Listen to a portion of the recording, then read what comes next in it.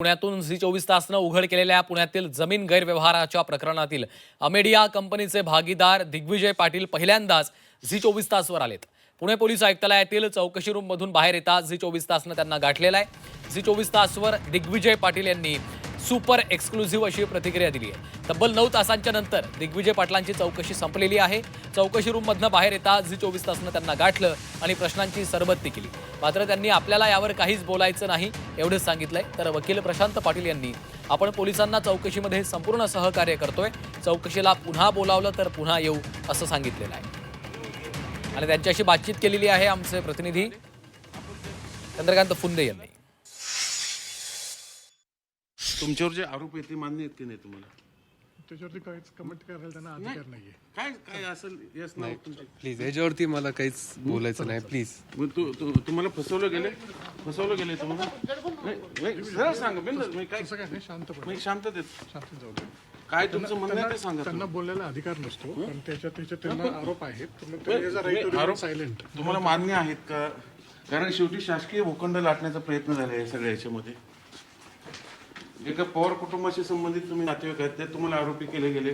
पार्थ पवारांचं नाव ह्याच्यात येतंय, त्यांना आरोपी केलेले नाही अजून, पण तुम्हाला केले गेले. तुम्हालाही मान्य आहे का? व्यवहार काय झाला, काय 300 कोटी खरंच दिले घेतले गेले, तुमच्यावर सगळा आरोप झाला, हे मान्य आहे का तुम्हाला? गाडी कुठं? मग दिग्विजय पाटील पहिल्यांदा आपण कॅमेऱ्यासमोर आला, एवढा मोठा आरोप झालेला आहे, तुम्हाला तो मान्य आहे की नाही? हे सर काय मान्य आहे की नाही? किंवा आज शासकीय जमीन लाटण्यात शीतल तेजवानीने तुम्हाला फसवलं असं वाटतं का तुम्हाला? पार्थ पवारांनी फसवलं असं वाटतं तुम्हाला?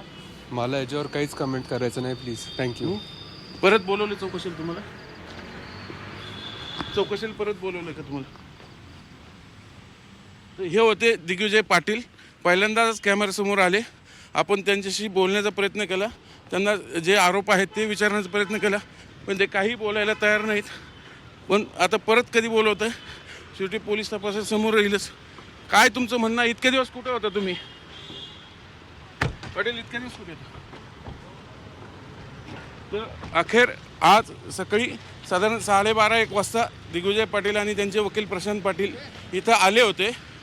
त्यांची चौकशी झाली. आता 9 वाजून गेले. 9 वाजेपर्यंत त्यांची चौकशी झाली, जबाब नोंदवला गेला आहे. त्यांनी एकच पालुपद लावलं शेवटपर्यंत. आम्ही त्यांना प्रश्नांची शब्दशः सरबत्ती केली. सुरुवातीला त्यांनी वकिलांना पुढं केलं, वकिलांनी जुजबीज माहिती दिली, पण दिग्विजय पाटील फक्त एकच सांगत होते, मला याच्यावर काही बोलायचं नाही. मग हे जे आरोप त्यांच्यावर झालेत, त्यांच्यावर FIR झालेला आहे, त्याचं काय, त्याचे उत्तर कोण देणार आणि कोण समोर येणार, हाच महत्त्वाचा मुद्दा आहे. व्हिडिओ जर्नलिस्ट विकी कांबळेसह चंद्रकांत फुंदे, झी मीडिया, पुणे.